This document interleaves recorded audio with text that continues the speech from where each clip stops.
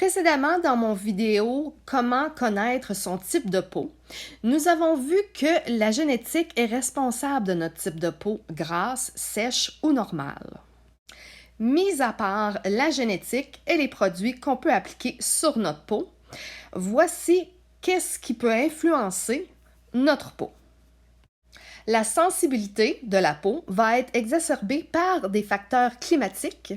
Quant à la peau déshydratée, acnéique ou terne, mis à part la routine de soins, toujours là, l'environnement de vie va être à vérifier.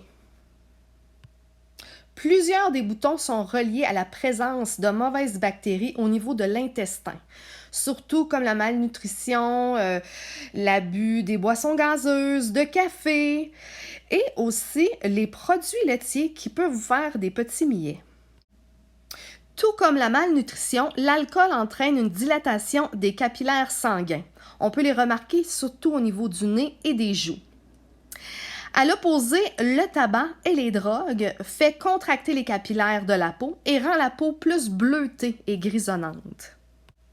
Les changements climatiques et surtout drastiques comme l'hiver et l'été vont faire une sensibilité au niveau de la peau.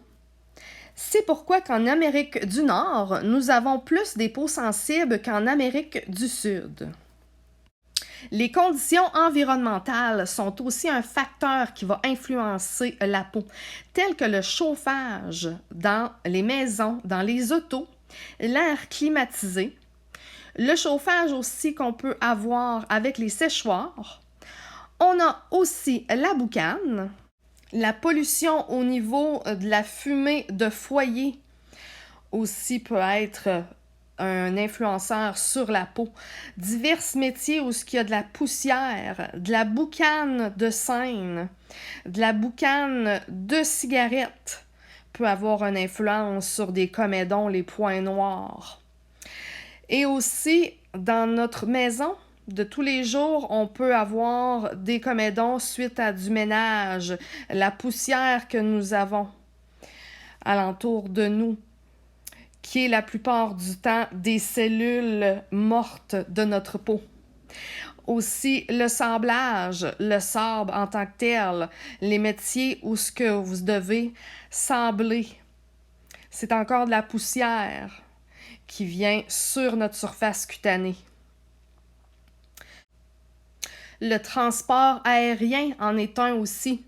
On va avoir de l'édème au niveau de la peau, un regorgement des tissus.